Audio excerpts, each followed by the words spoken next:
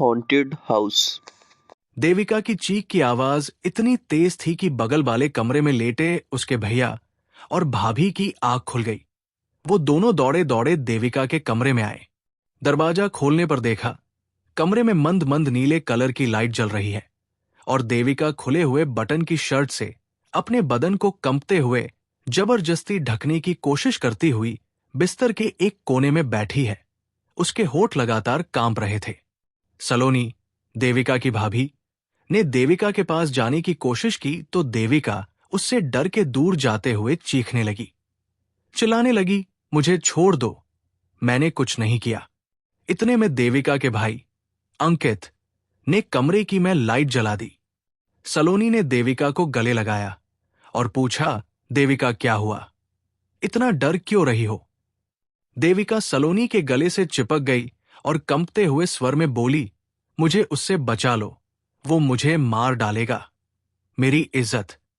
सलोनी ने देविका को संभाला और फिर कहा, देविका तुम रिलैक्स हो जाओ, तुम्हें हम कुछ नहीं होने देंगे, हम हैं ना तुम्हारे साथ।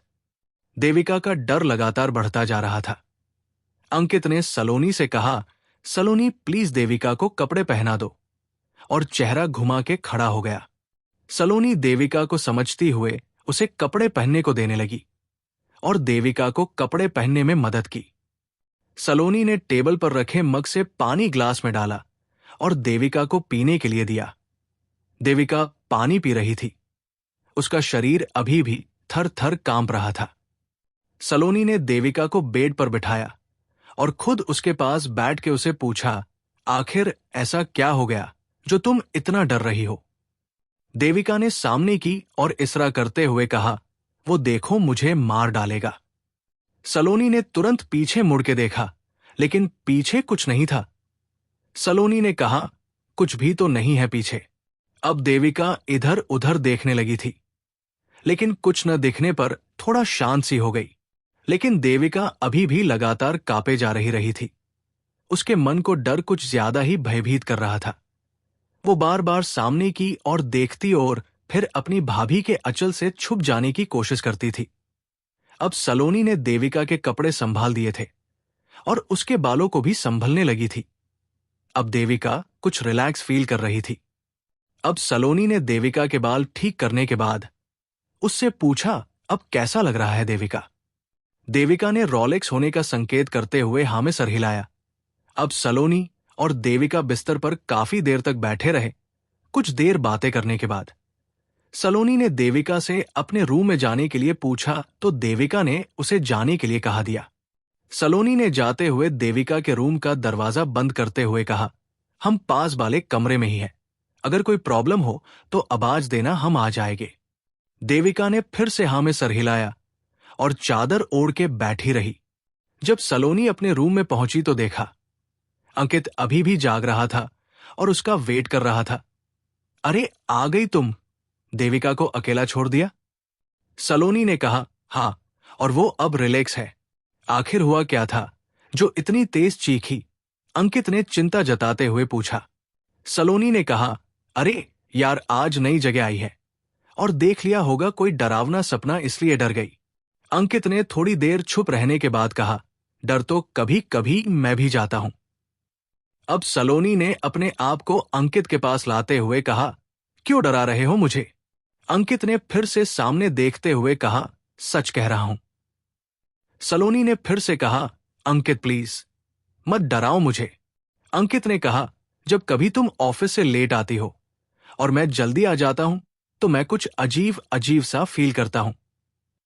सलोनी ने डरते हुए पूछा, कैसा? जैसे कोई मेरा गला दबा रहा हो और मुझे फार्स करके बैंड करने की कोशिश करता हो, और अजीब से लगता है जैसे मेरी कोई शर्ट और पेंट उतार रहा हो। सलोनी ने फिर से धीरे से पूछा, शर्ट और पेंट? कुछ समझ नहीं आया। हाँ, समझ तो मेरी भी कुछ नहीं आया, इसलिए कुछ अजीब होने की वजह से मैंने किसी को कुछ बताया भी नहीं। अब सलोनी को डर लगने लगा था। क्या है ये सब? अंकित क्यों बता रहा है? अंकित की आंख लगने ही वाली थी कि सलोनी अंकित के सीने से लगकर बोली, तुम मजाक कर रहे हो ना? क्या हुआ? सो जाओ, सुबह ऑफिस भी जाना है यार, अंकित ने नींद में ही कहा। अब सलोनी ने भी चादर ओढ़ ली और लेट गई, लेकिन उसे अब नींद नहीं आ रही थी। फिर उसने अपना फोन उठाया और यूट्यूब ओपन करके वीडियो देखने लगी। अचानक उसकी आंखें तब बड़ी बड़ी होने लगी जब उसने एक वीडियो में सेम वैसा ही देखा जैसा कि आज उसके घर पर हुआ। पहले एक लड़की डर जाती है, फिर उसकी भाभी उसे सांत्वना देने जाती है। उसे कमरे में सुलाने के बाद अपने पति के साथ कमरे में आती है। उसका पति भी बहुत डरा हुआ बैठा मिलता है। उसके पूछने पर वही बात बताता जो उसके हस्बैंड अंकित ने उसे बताया। उसने अपना फोन तुरंत बंद कर दिया और टेबल पर रखा पानी ग्लास में लिया और पीने लगी। उसे पानी में अजीब सी बदबू लगी। उसने देखा कि वो पानी नहीं खून पी रही है। उसके होंठ पूरी तरह से लाल खून से शन चुके हैं। ये दृश्य उसने अपने बेड के सामने रखे लाल रंग के ड्रेसिंग टेबल के शीशे में देखा। उसने तुरंत ग्लास फेंका कर जोर से चीखने लगी, लेकिन ये क्या, उसकी तो आवाज ही नहीं निकल रही है। उसे फील हो रहा था कि उसका कोई गला दबा रहा है और वो उससे छूटने की कोशिश कर रही है। लद, कुछ गिराने की आवाज आती है। कहते हुए अंकित ने अपनी कमर पकड़ी और गुस्से से तेज आवाज में बोला, सलोनी, आर यू क्रेजी? मुझे बेड क्यों धक्का दिया? पसीने में लथपथ बैठी सलोनी को अभी भी कुछ समझ नहीं आ रहा था कि वो हकीकत में था या वो सपना देख रही थी। अंकित खड़ा उसे संभालने की कोशिश में था। सलोनी का बदन कांप रहा था। अंकित खड़ा सलोनी के कंपते हुए बदन को देख रहा था। रोंगटे तो उसके भी खड़े हो ही चुके थे, लेकिन वो किसी तरह से सलोनी को नॉर्मल होने देना चाहता था। उसने सलोनी को पकड़कर उसे रिलैक्स होने को कहा और पूछा, क्या तुमने कोई डरावना सपना देखा है? सलोनी की सांसें और दिल की धड़कन अभी भी सामान्य होने का नाम नहीं ले रही थी। अब अंकित ने टेबल पर रखे पानी के ग्लास को उठाया और सलोनी की ओर बढ़ाते हुए कहा, लो पानी पी लो। सलोनी ने अंकित का हाथ दूर करते हुए तेज आवाज में चीखते हुए कहा, नहीं, ये पानी नहीं, खून है, इसमें फेंक दो इसे। अंकित ने आश्चर्य से ग्लास की ओर देखा तो उसमें खून तो नहीं, उसमें तो पानी ही था। सलोनी, तुम ठीक तो हो न? क्या हुआ है तुम्हें? इसमें पानी ही है, देखो मैं पी भी रहा हूं इसे। सलोनी तेज झपटते हुए अंकित के हाथ से वो ग्लास छीनते हुए खिड़की की ओर दौड़ी और जल्दी से वो ग्लास बाहर फेंक दिया। उसने डरते डरते एक नजर खिड़की के बाहर झांका तो उसे ग्लास फूटने की आवाज के साथ उसके टुकड़ों के आसपास खून बहता हुआ दिखा। उसने तुरंत अंकित को पास आने का इशारा किया। अंकित दौड़ा हुआ उसके पास आया। सलोनी अंकित के गले लगते हुए बोली, वो देखो कितना खून पड़ा है। अंकित ने खिड़की के बाहर एक बार झांका और सलोनी को उसके माथे पर किश करते हुए कहा, माय डियर वाइफ, तुमने कोई डरावना सपना जरूर देख लिया है। बाहर कोई खून नहीं है, बल्कि तुमने अपना पानी का ग्लास फेंका है, उसी का पानी वह रहा है। अब सलोनी ने फिर से खिड़की के बाहर झांका। उसे वही मंजर फिर से दिखा। वो अंकित से लिपट गई और बोली, अंकित, तुम झूठ बोल रहे हो, मुझे यहां से ले चलो, मुझे नहीं रहना यहां। और सलोनी रोने लगती है। अंकित उसे रिलैक्स करने की कोशिश करता है और अपनी गोद में उठाकर बिस्तर पर लिटाता है और खुद भी उसके बिल्कुल नजदीक लेट जाता है। सलोनी ने अपनी आंखें बंद कर रखी थी और अंकित उसके माथे पर हाथ फेर रहा था। अब सलोनी और अंकित दोनों एक दूसरे की बाहों में सो गए थे।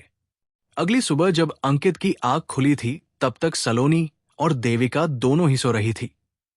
अंकित ने दोनों में से किसी को भी नहीं जगाया, क्योंकि रात को दोनों ही डर गई थी और देर से सोई थी, इसलिए सोने ही दिया। अंकित अपने ऑफिस जाने के लिए रेडी हो गया था, लेकिन अभी तक सलोनी तो सो ही रही है। अगर गाड़ी में ले गया था फिर इसे कैब करनी पड़ेगी। अंकित सोफे पर बैठा सोच ही रहा था कि उसे लगा कि उसकी किचन में कोई है। उसे बर्तनों की आवाज सुनाई दिया, जैसे कोई उसके चाय बना रहा हो। उसे लगा हो सकता है देविका अपने कॉलेज जाने के लिए रेडी हुई होगी और अब चाय बना रही है। हो सकता है मैं जब देखा तो उसके बाद उठ गई होगी। अब अंकित ने अपनी टाई सही करते हुए सोचा, चलो देविका से चलकर उसके बारे में पूछ लूं। रात को बहुत डर गई थी। वो दावे पाव किचन में गया तो देखा वहां तो कोई है ही नहीं।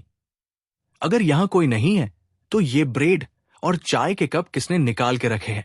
उसे अब थोड़ा सा डाउट हुआ, लेकिन वो अभी भी डरा नहीं।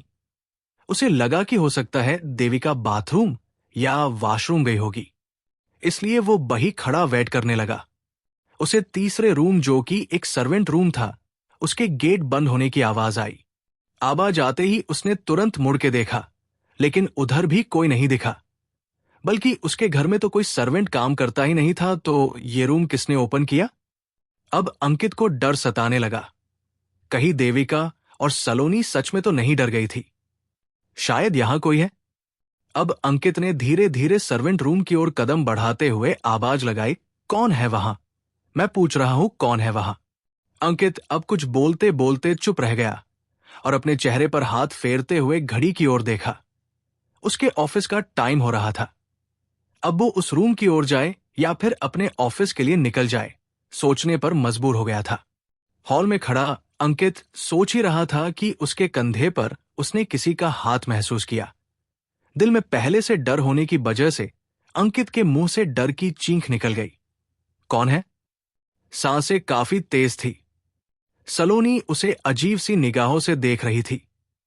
उसने पूछा, क्या हुआ अंकित, तुम ठीक तो हो? न डरे हुए से लग रहे हो और इधर उधर देखने। अंकित ने लंबी सांस ली और सोफे पर बैठ गया और बोला, कुछ नहीं, तुम रात को डर गई थी ना, तो वही सब दिमाग में चल रहा था। सलोनी ने रिलैक्स वाली सांसें ली और बोली, हाँ, रात को तो मेरी जान ही निकल गई थी। अब सलोनी अंकित के पास बैठी और उसके हाथ पर अपना हाथ रखकर बोली, अंकित, एक बात बोलूं? अंकित ने उसकी आंखों में देखा और हां में सर हिलाया। सलोनी, अंकित, हमें इस घर में कुछ अजीब सा लगता है। हमें इस घर से निकल जाना चाहिए। अंकित ने सलोनी की ओर देखा और कहा, सलोनी, तुम्हारी जिद की वजह से मुझे जल्दी में ये घर लेना पड़ा। अब कौन इतनी जल्दी खरीदेगा और बैंक का लोन कैसे चुकता करेंगे? सलोनी अब चुप रह गई। फिर जब अंकित ऑफिस के जाने के लिए कह ही रहा था कि चलो, तो सलोनी ने कहा, कम से कम किसी पंडित जी घर का शुद्धिकरण तो करा ही लो। अंकित ने कहा, हाँ, हमें यह करवाना चाहिए। और हाँ अंकित, आज देविका घर में अकेली है, इसलिए मैंने सोचा है कि मैं आज ऑफिस नहीं जाऊंगी। उसके साथ आज डॉक्टर के यहां भी जाना है। अंकित ऑफिस के लिए चला जाता है। सलोनी देविका के कमरे में गई और एक जोरदार चीख के साथ वो कमरे से बाहर की ओर भागी और सोफे से टकरा कर फर्श पर जा गिरी। देविका ने कहा, लेकिन भाभी जी, मैं तो वॉशरूम में थी और मुझे तो कुछ नहीं दिखा। सलोनी, देविका प्लीज मुझे डराओ मत, मैं डर से मर जाऊंगी। देविका, सच में भाभी जी, मैं डरा नहीं रही हूं, बल्कि डर तो अब मुझे लग रहा है कि मेरे रूम में ऐसा कौन हो सकता है। सलोनी, तुम्हें याद है रात को तुम तेज तेज चीख रही थी, तब मैं गई थी तुम्हारे पास। देविका मुस्कराई और बोली, कब? मुझे तो कुछ भी याद नहीं है। सलोनी अब चुप ही रह गई। उसे अब दाल में काला नहीं मगर दाल ही पूरी काली लगने लगी थी। सलोनी सोच रही थी कि ऐसे कैसे हो सकता है कि इसे कुछ भी याद न हो, जबकि इसकी चीख तो इतनी तेज थी कि इसके भाई को सब पता चल गया था। सलोनी का डर अब और भी बढ़ता जा रहा था। देविका बोली, रुको भाभी जी, मैं तुम्हारे लिए पानी लेकर आती हूं। सलोनी ने कहा, नहीं नहीं, रहने दो, मैं अपने रूम में जाकर पी लूंगी। सलोनी अपने रूम में चली गई। देविका वही सोफे पर बैठी रह गई और अपनी भाभी की बातों को याद करने लगी थी। मैं कब डरी थी? मुझे तो कुछ भी याद नहीं। और भाभी मुझे देखकर इतनी भयभीत क्यों हो रही थी? सलोनी बाहर हॉल में जाकर गिरी थी। उसके टखने में चोट लग गई थी। उसे काफी दर्द होने लगा था। गिरने की आवाज सुनकर देविका बाहर निकल कर आई। उसने देखा उसकी भाभी फर्श पड़ी दर्द में तड़प रही है। उसने सलोनी को संभालने की कोशिश की, लेकिन सलोनी उसे अपने पास नहीं आने दे रही थी। सलोनी उससे डर रही थी। देविका ने भाभी को पकड़ा और बोली, क्या हुआ आपको? आप ठीक तो हो ना? सलोनी ने जब देविका की आवाज सुनी तो उसे अब कुछ रिलैक्स हुआ। क्या हुआ भाभी जी, आप यहां कैसे गिर गई? देविका ने उसे उठाकर सोफे पर बिठाते हुए पूछा। सलोनी ने रिलैक्स होने पर बताया कि वो तुम्हारे रूम में तुम्हें देखने के लिए गई थी, तो ड्रेसिंग मिरर में उसे एक भयानक और डरावनी शक्ल वाली औरत दिखी थी। उसके बिखरे हुए बाल और बड़े बड़े दांत, बड़े बड़े नाखून खून से सने हुए मेरी और दौड़ के आने वाली थी। मैंने कमरे का गेट बंद किया और भागते हुए यहां आकर किसी से टकराई और यहां गिर गई। इतना कि मेरे से पानी भी नहीं लिया। देविका ने अपने फ्रेंड करण को कॉल किया। हेलो डियर, कैसी हो? देविका, यार मैं तो ठीक हूं लेकिन। करण, लेकिन क्या बताओ? देविका, कुछ नहीं यार, तुम कहाँ हो? करण, मैं रेडी हो रहा हूं, तुम बताओ। देविका, यार तुम आ जाओ मुझे पिक करने, मुझे तुमसे मिलना है। करण, ठीक है मैं आ जाऊंगा, तुम तैयार रहना। अंकित ने ऑफिस पहुंचकर सलोनी को कॉल किया। Ankit, hello Saloni, all is fine? Saloni, Ankit please तुम आ जाओ, मुझे बहुत डर लग रहा है। अंकित, क्या हुआ बताओ। सलोनी, यार मैं देविका का रूम में गई थी तो रात से भी भयानक मंजर मुझे देखने को मिला। अंकित, यार क्या हो रहा है हमारे साथ? सलोनी ने बताया, और देविका को रात वाली घटना के बारे में कुछ पता ही नहीं है। कह रही है मुझे क्या हुआ था रात को, मैं तो ठीक थी। अंकित ने आश्चर्य से पूछा, व्हाट? सलोनी ने रोते हुए पूरी कहानी बताई। अब अंकित को भी डर लगने लगा था। आखिर उसके घर में ऐसा क्या हुआ है जो ये सब होने लगा है? वैसे तो सलोनी को देविका के साथ डॉक्टर के पास जाना था, लेकिन अब उसका मन बिल्कुल भी नहीं कर रहा था। सलोनी ने अपनी फ्रेंड पायल को कॉल करके इस घटना के बारे में सब कुछ बताया।